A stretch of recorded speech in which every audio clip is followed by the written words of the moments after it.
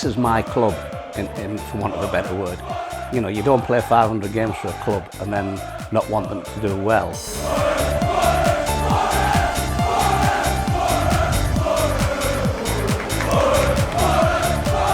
Today I think the score's going to be 2-0. Rotten Ramirez, up the borough. Come on, boy, we can beat these Saturday. Come on, lads, believe, come on!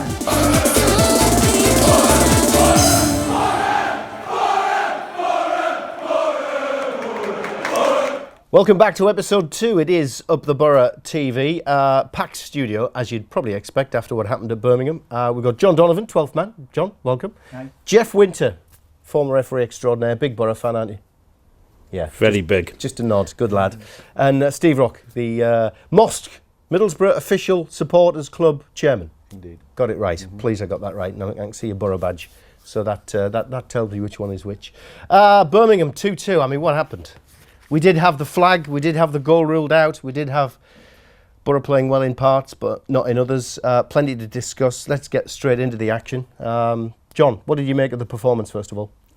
It was good and bad in parts. At times going forward, we looked as though we could score at will. But similarly, at the back, I wasn't comfortable. Which is unusual for the Borough. Yeah, it is, yeah. Delat had a poor game by his good standards. You know, he's very dependable, very solid, but he had a poor game. I thought Dimmy let himself down for the first goal. He could have had a stronger hand to it. You know, both goals come from defensive headers into the free area. We had nobody picking up the loose man. The ball come back in and they scored twice from them. So it wasn't by any stretch of the imagination a strong Middlesbrough performance, and I thought that we maybe just could have went on to win it, but it wasn't to be. You know, we got the point. It turned out to be a good point. It all leads to Saturday's game being absolutely monumental. You know, and one of the biggest games for a long, long time. Yeah, we'll come on to that. Steve, I can just jump to the end. Was it nerves? What did you put that down to? Not a fantastic performance by that. Was it nerves in the players just creeping in end of season? No, it's like John says, things happen in games that a lot of people don't have any control over, and it's unanswerable no matter what the manager. We've all been there, we've all played the game. Things happen in games you don't mean to happen. If Timmy just stepped out 3 yards for the second shot, he'd have tipped it on the post, but he didn't. He stayed on his line and he was well beaten for it. And just underline what John says, you can't carry 1 or 2 players in this league. It's a kickbox of a division, and everybody's got to be at the top of the form all the way through the game. Jeff, what did you make of the game? I think the lads have summed it up. You know, I think nerves are getting to the players. I know we're going to talk about Saturday, but if nerves got to them last Friday night, God knows what it's going to be like this weekend.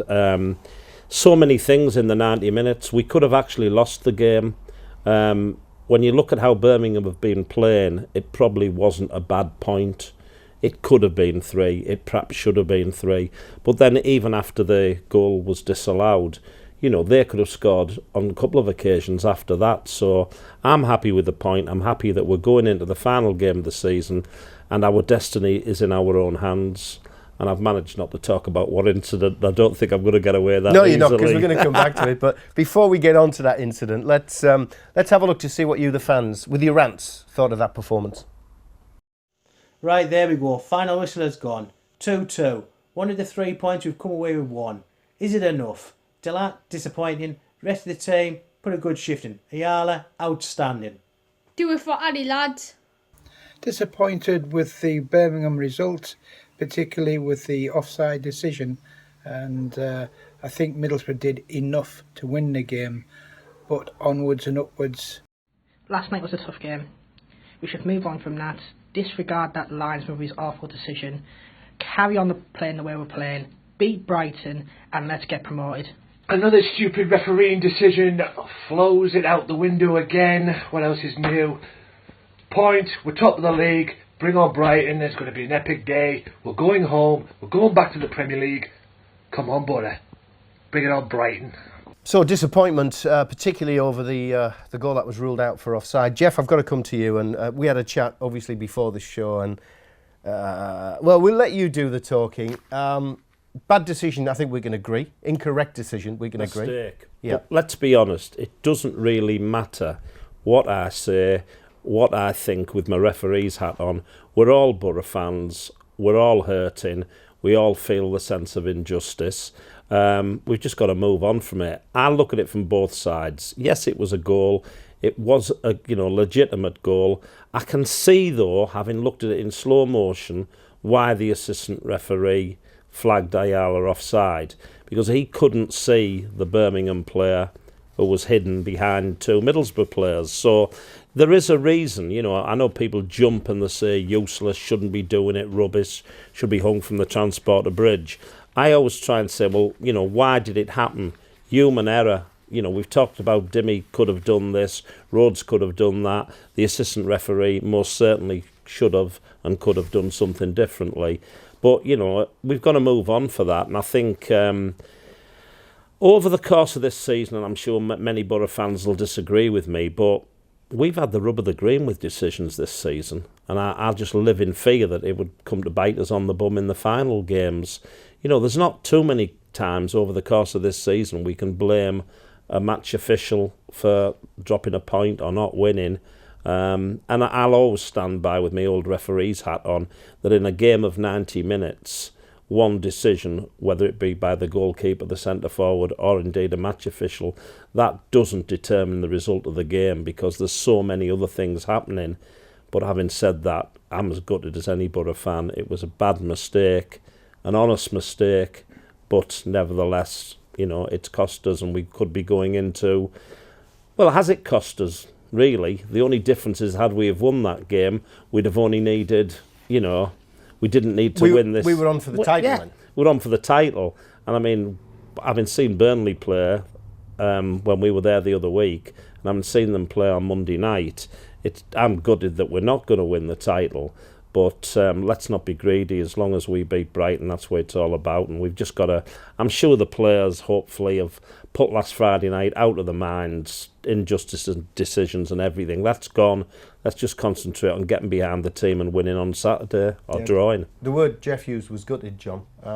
He's got his referee hat on as well as his Borough fan hat. You've got your Borough fan hat on. What are your thoughts on that decision? Has it cost us? Or are you a little bit more level-headed than that?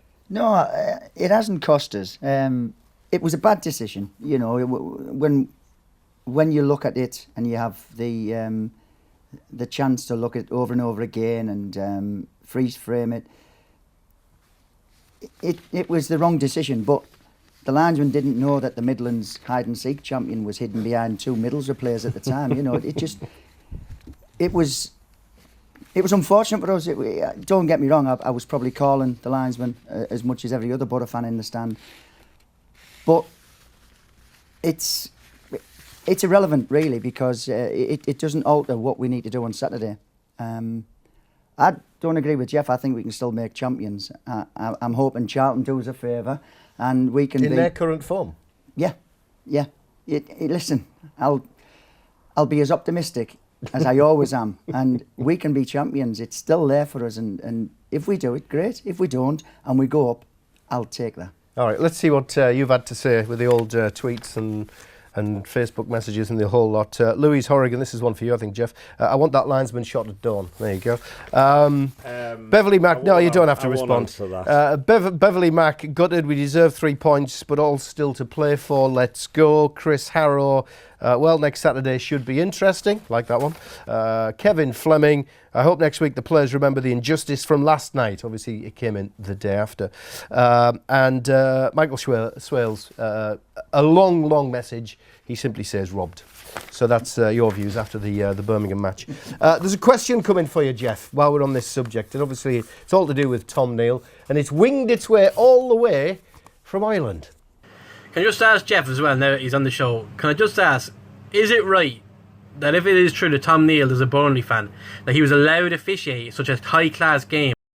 So, Lee Kapoor, thanks for that, Lee. Great fan rant. Jeff, throw it straight at you then. If he's a Burnley fan, How can he be allowed to run the line on such a big game? Don't let the truth get in the way of a good conspiracy theory. How does our friend from Ireland know where this assistant referee... Well, I think he's picking up the general line where a lot of people are saying he was spotted in a photograph in the crowd at Burnley, etc., etc. He scored 3 times for them last season as well. Honestly, absolute and utter tosh. You know, I mean, I think we're all that fraught about what's going to happen on Saturday. We're clutching at straws. Okay. Yeah, the same people are asking if I can come out of retirement and referee the game on Saturday. No, we don't want to see that. No, we don't. I don't want to see that either. Just roll the pitch, wasn't it? Yeah. I'd roll the pitch before the game. Says Slim Steve Rock. No, I mean, it's just absolutely bollocks, isn't it, really? You know, we just clutch it all. We had the same thing last season when Keith Stroud was refereeing a couple of Bournemouth games at the end of the season, and he'd been a season ticket holder of Bournemouth all his life, which again was a load of rubbish. But it you know, the truth is boring. You know, let's make a load of rubbish. Bottom line is, you know, people say, what were you like when you refereed the Borough? I wasn't allowed to referee the Borough because I'm from the Borough. And if I'd been from the Borough and moved away, but I'd been a season ticket holder at Middlesbrough in the past, I wouldn't be allowed, you know. I mean, the people who run football in this country, I don't think much of them at the best of times, but do give them a little bit of credit. You'd like to think they use the common sense. And at the start of the season, all match officials have got to declare any interests they have in clubs. Rocky, your thoughts on the conspiracy theory? I mean, you hold high office with the supporters club. Would you subscribe to it, or is it another one to brush under the carpet? Never got to the level that Jeff did, but being privy to all the information that... It is total rubbish. It is garbage. Absolute rubbish. A man of many words. Good to see. We've got a bit of housekeeping to do before we move on, obviously, to the big one to discuss, which is the forthcoming game rather than the one that's just gone. Caption competition. We ran a competition last week to give you the chance to win this, the Ali Brownlee T-shirt signed by Craig Hignett. As you can see him wearing in this very caption now. And... the winner is, congratulations, to David Carter. David, and thank you to everybody who'd sent in their captions. We like David Carter's. Very simple. Man of very few words. Fat back 4. So we appreciate that, thanks. You can imagine what the caption was now, can't you? Also, we did promise a signed Janino CD, and there it is. The old Janino little fella CD. We did promise that for the best rant, and Lee Kapoor gets it from Meath in Ireland, but he's not the one who's coming from the furthest, more from the likes of Australia and messages from Kabul and all over the world. So great to have you with us on UpTheBoroTV. Right, bit of news time now. We'll catch up with the latest from the Riverside. Here's Chris Story. So Borough fans, what do we know about this Saturday's crucial game against Brighton at the Riverside? Well, it's a 12:30 kickoff, so please do get there nice and early. Fans are encouraged to be sat down by 12 o'clock. Face painted nice and red, wear your Borough shirt and even take a flag, if you so wish to do so. Now it's a sellout, it's also live on Sky, so if you haven't got a ticket, don't worry about it. You can be at the Riverside in spirit and cheer them on from the comfort of your own home. Okay, now to the team news. Well, Brighton, the visitors, they're going to be without Lewis Dunk. The powerful centre-back was sent off against Derby at the weekend. 2 yellow cards, which means he misses this week's vital game.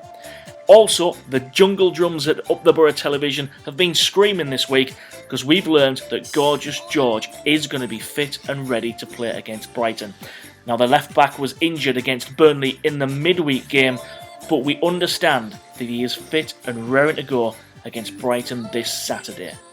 And now turning our attentions away from the pitch, a Middlesbrough Football Club Foundation is celebrating royal recognition after being awarded the Duke of York's Community Initiative. Now the initiative is awarded annually to organisations seen to be making a very real difference in the community that they serve.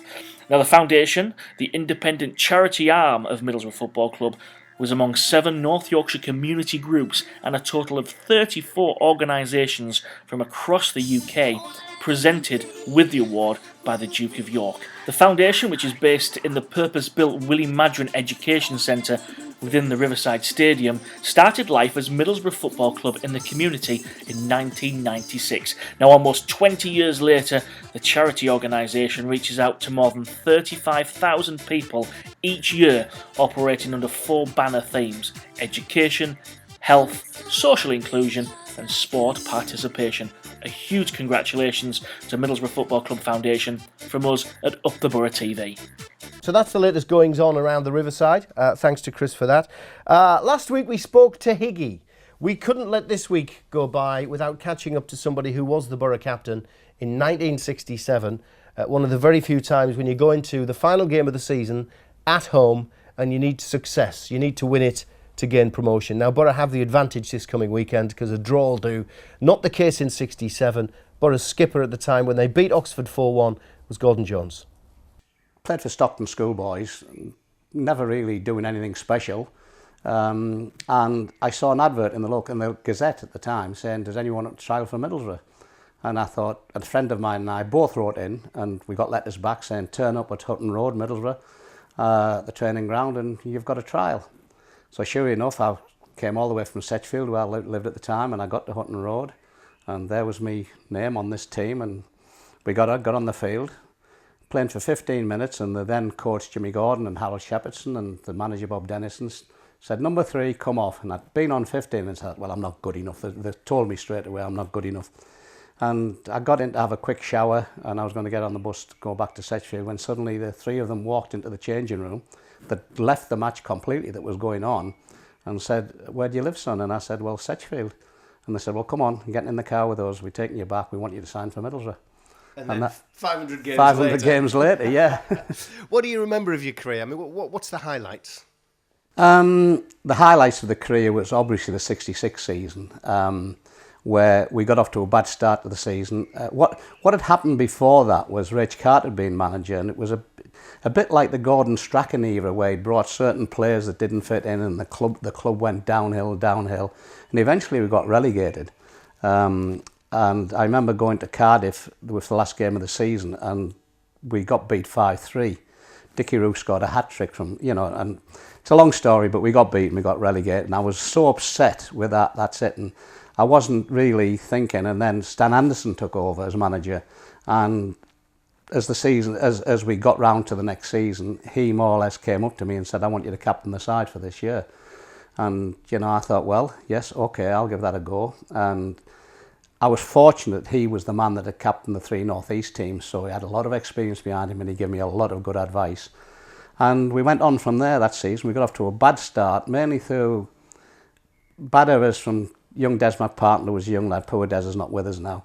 But he made 1 or 2 mistakes and we got off to a bad start, and we signed Willie Wigham. And Willie put the shutters up for us, give us all confidence. And people talk about John O'Rourke and John Hickton getting his promotion. For me, it was Willie Wigham. He was a big fella, wasn't he? He was a big fella, yeah. I mean, he wasn't the best of looking fellas, Willie. In fact, when there was any photographs, our team was named Ugly United. But that season ended pretty well, didn't it? I mean, it was a special end to the season. It was a special end to the season. It's a bit like Middlesbrough's got now, where, we had to win the last game of the season to go up. And thinking back now, if the scenes that happened in 66 happen at the Riverside next week, it'll be absolutely tremendous, because in all my career, I never saw anything like that, those scenes that night. I'd played at Ayresome Park in front of 50,000 when we played Newcastle and Sunderland and things like that. But, that night, reputedly, there was 40,000 there, but, they were sat round the running track. There must have been 50 to 60,000 there, at the end of the night. Before we actually went out there with being captain of the team, I was obviously concerned about, the players. There's a tremendous, and the lads next week will find exactly the same. There's a tremendous amount of pressure on you when you've got to win. And basically that night was no different. And I remember Don Masson, who eventually went on to play for Scotland, we had teenagers, we had Jeff Butler, who was a young lad, Donna was a young lad, and that's it. And I remember in the dressing room and having a quick word with them to try and, the nerves and the tension. But I mean, they did get over it and they went out and they played really well, the lads. But, the build up to it was absolutely tremendous. And of course, then there was the game, which we won against Oxford. Big Ron Atkinson was captain of Oxford that night. We won that game. Then after the match, we all went up into the director's box, and just as we went up there, wall collapsed, and there were so many people injured because of the pressure of the people. I had to make a speech in front of the 40,000 crowd, in which I said a few words and quickly got the microphone back to Stan Anderson. Yeah, it was a night I'll never ever forget, and I think most of the lads that played that night, you know, when I see them now, you know, they just say, well, it was unbelievable. You know, you'll never forget that night.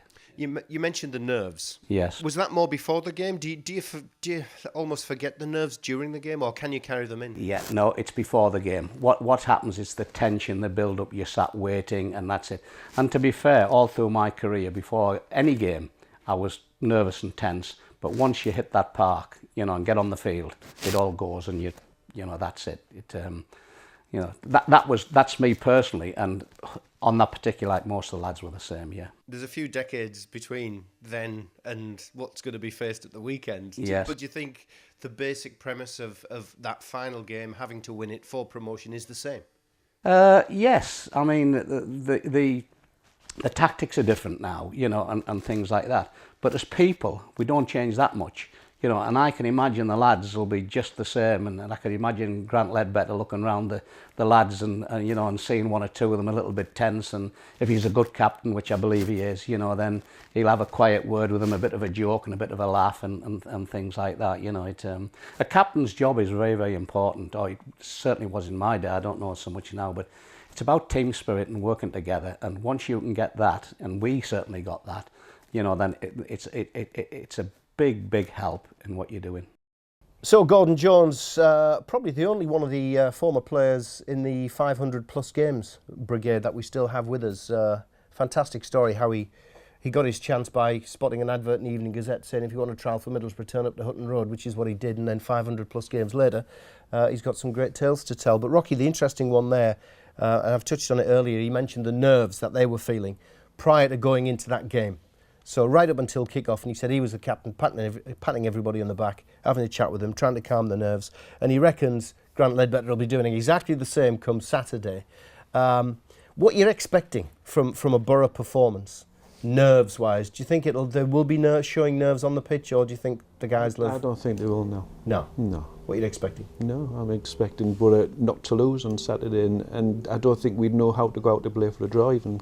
We want to win, and we've got a fantastic home record. We will win on Saturday, no doubts about it. The players will be okay so as they get over that white line and start playing football. What we need is a Riverside, John, that is bouncing, don't we? From well before kick-off, right the way through the game, and not going quiet when the nerves hit the crowd, because they will hit the fans if things don't go right, if we don't get an early goal. We won't even go down that route about them scoring. But what can we do? Can 12th man, can the Red Faction, can we get this message out to say, come on, even let's get some singing out the West Stand, for God's sake? Yeah, I mean, we've seen it before. We've seen the Riverside absolutely bouncing. I mean, I was talking earlier that the game is similar to Brentford in the playoffs last year. We could have settled for a draw then because we were 2-1 up from the first leg, but we didn't. We went out and we pulled them apart, and we got the right atmosphere from the start of the game, and it just built up throughout the game, and it was memorable. And we can do the same again. The lads in the South Stand, North Stand, and hopefully East and West all join in together. Everybody's going to have a touch of nerves. It's bound to happen. But, you know, the best way to get over that is to do your best to help the team. Keep positive, keep behind them, and just hopefully they'll respond and everybody will go home after the game, or to the pubs after the game. Pubs? Yeah. Yeah. And enjoy what will be one of the best days at the Riverside. By the way, while you're talking pubs, like the beer, thanks for bringing it. He brought this in. The man brought this in. Let's have a look. What is it? It's Edemas IPA from Truefit Brewery, so thanks for that, lads. It's a lovely beer. We like it.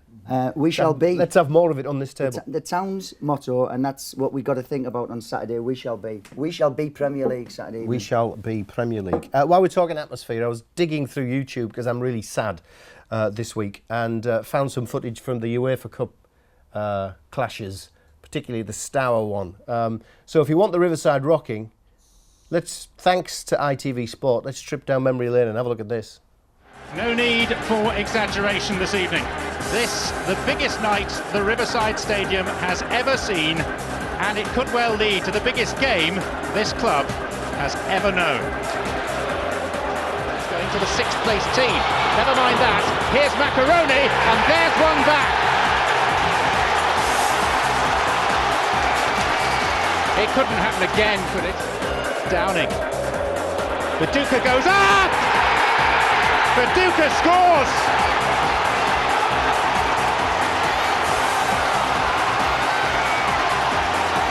And all around the Riverside there are questioning looks, as if to say, we have been here before. Stuart Downing drives it in, and Riggott turns it in! He missed a sitter on Sunday. He has scored from point-blank range, and make no mistake, Middlesbrough are very much in business. They are level on aggregate. Downing again. 3 forward, Hasselbank down, useful cross, and a header, and it's that man again! Unbelievable! Same minute, same result! Massimo Macaroni, forever etched into Middlesbrough's history.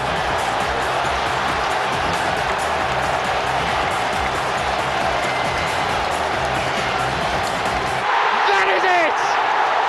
Brilliant, unbelievable, historic, hysterical, magnificent. So that's the sort of atmosphere we want on Saturday. So even those in the prawn sandwich seats, which I'm one of them, I'm in the West Stand, so I apologise for that, but I'll be doing my part, and I'm sure producer Luke will be singing too. If he doesn't, I'll give him a good cuff behind the ear. What about you guys, though? What do you think ahead of the Brighton match? We're going to go into it in detail, but after you've had your say. Coming over from Ireland for my 10th time this season, hopefully see the Borough promoted. I think people are forgetting that we beat these in our own yard 3-0. Come on, Borough, we can beat these Saturday. UTB, all the way from Perth, Australia. Come on, lads, believe, come on! Very disappointed Middlesbrough supporter here, Andy McCabe from Melbourne, Australia. Gutted about the late winner that was chalked off, but there's enough good points in there to suggest we can beat Brighton, I reckon 2-1, and we'll go up. Come on, Borough. I've woke up this morning in sunny Prague and I've realised that this year we have a playoff final, but it's not at Wembley, it's at the Riverside. It's under 35,000 fans. We're going to beat Brighton, we're going up, believe. So positive stuff then from the fans via the fan rants. What about the studio? Jeff, how positive, how negative, how worried, how sure are you that at the end of the game against Brighton we'll be in the Premier League? First of all, I wish it was a night game, because I just think the Riverside are a night so much better. I'm just trying to avoid that question because I just can't contemplate us losing on Saturday. I just don't fancy the playoffs any way, shape or form. When I look... I've got to be fair, if we go into the playoffs, I don't think we'll win it. I don't. I just don't think. I've just got that horrible I'd love feeling. to be proved wrong on May the 28th at Wembley, but you know, if we were in the playoffs, no, we just can't. But you know, I've been following the Borough. You talk there, Gordon Jones talking about the Oxford game in '66. You know, I remember queuing up next to the mortuary in the hospital grounds to go in. It cost £4 bob to get in those days. And that was the start of my Borough supporting career, and we've been used to failure, and that's perhaps why we're always glass half full merchants. But like John's been saying, it's a different with the Borough now. There's a positivity, the support is fantastic. You know, it used to be like a library at the Riverside. I didn't enjoy going, but what the 12th man and the Red faction have done, I think there's going to be nerves. Everybody's going to be up for it. And you think, please, Borough, don't let us down. For Steve Gibson, for Ali, for the fans.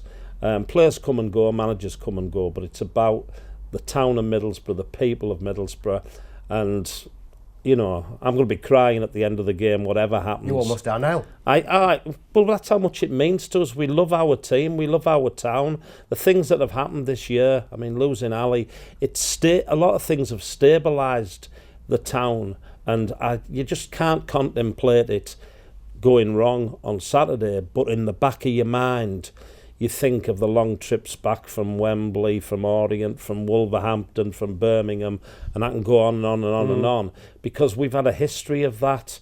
Well, it's time that history changed, and, you know, I think and pray. Would I put money on it? I have a bet on every game. I think I'll be keeping my money in my pocket on.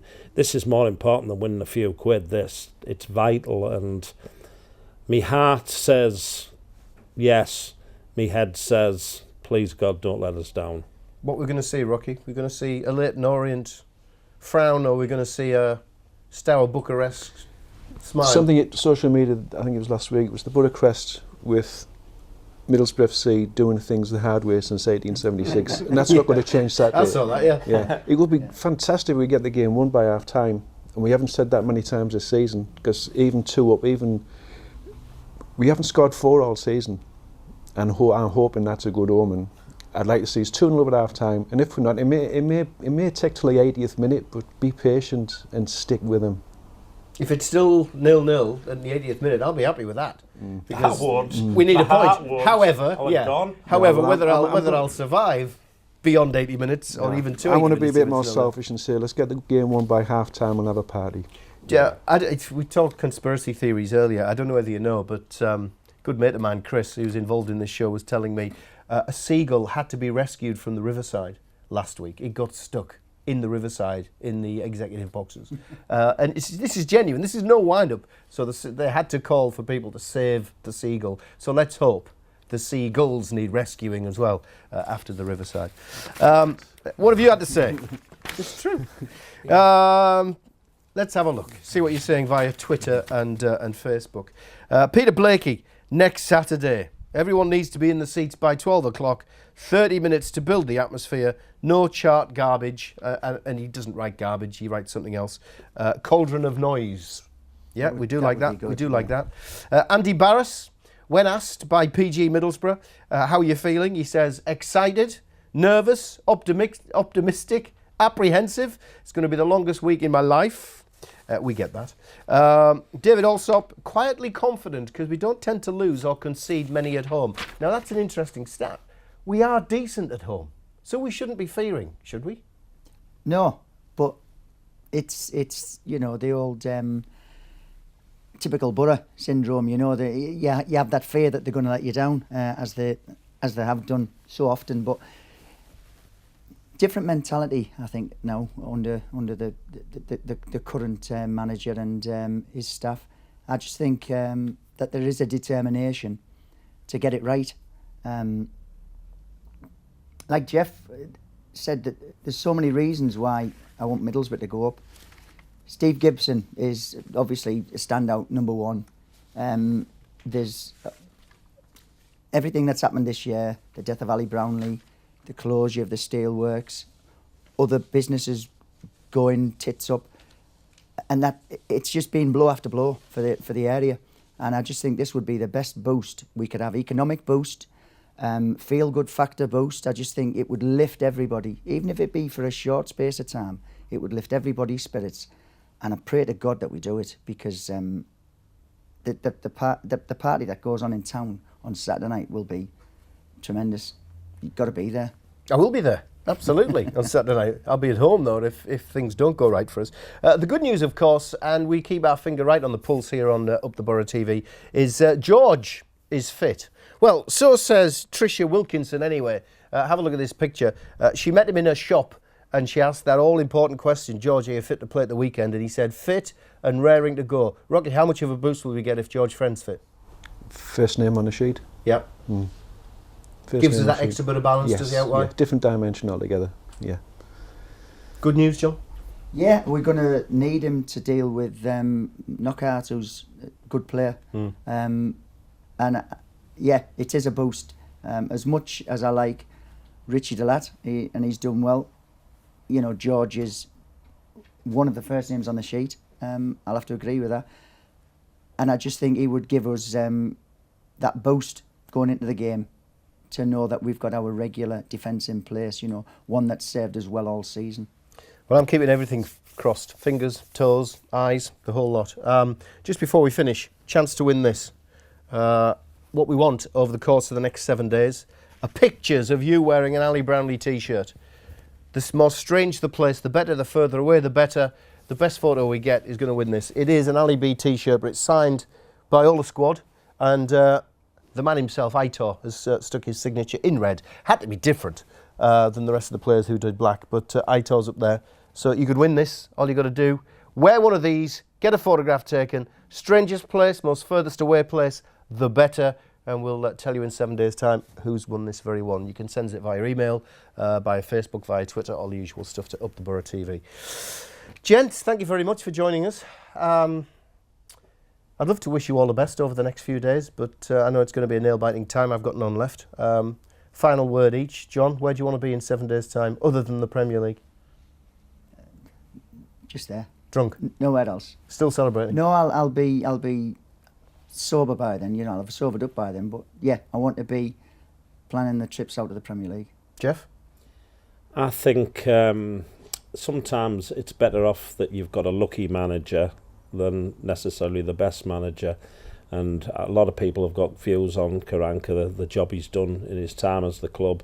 But I honestly believe he is a lucky manager in the same way that McLaren was at times. You know, we've took points at the end of games, we've come back and you think, blimey, you know, luck is on our side. So perhaps instead of us being pessimistic and saying, you know, it's all going to go wrong, let's hope that luck continues. Where do I want to be? There's only one place to be. Saturday night, it's either going to be locked in a padded cell with a... Did you say you're going to kick the cats or something? You know, none of us are going to be good company, or we're going to be having a party that... I don't know whether Wendy will allow it, but can we all still go around to Ali's place and have a massive parmo and get absolutely blitzed? Because the consequences of anything other than that, I just can't even think about it. Rocky, final word? Final words. I can't kick any cats. It's against Constitution Rule number 6. You kick referees. No, that's different animal altogether. Can I give an exclusive? Go on then. Our guest speaker next meeting on the 15th will be Craig Hignett. Ah, good friend of the show. Good friend of the show, Yes, Higgy. lovely Great little speaker. fella. And have you got me sponsorship money, please? I owe you a tenner. You do. It's in my pocket. Thanks, mate. But you want to be in the Premier League too this time next week, don't you? It's a gunner. Good man. Well, thanks for your time. Gents, thanks for your time too, for taking part. Episode 2 is done. We start focusing on episode 3. And we're hoping it is a celebratory one. Catch you next week.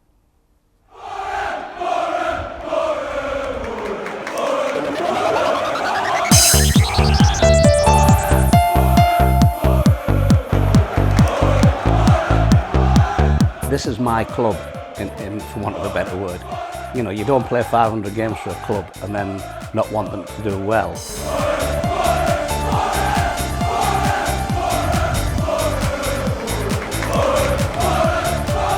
Today I think the score's going to be 2-0. Broughton Ramirez, up the borough. Come on, boy, we can beat these Saturday. Come on, lads, believe, come on!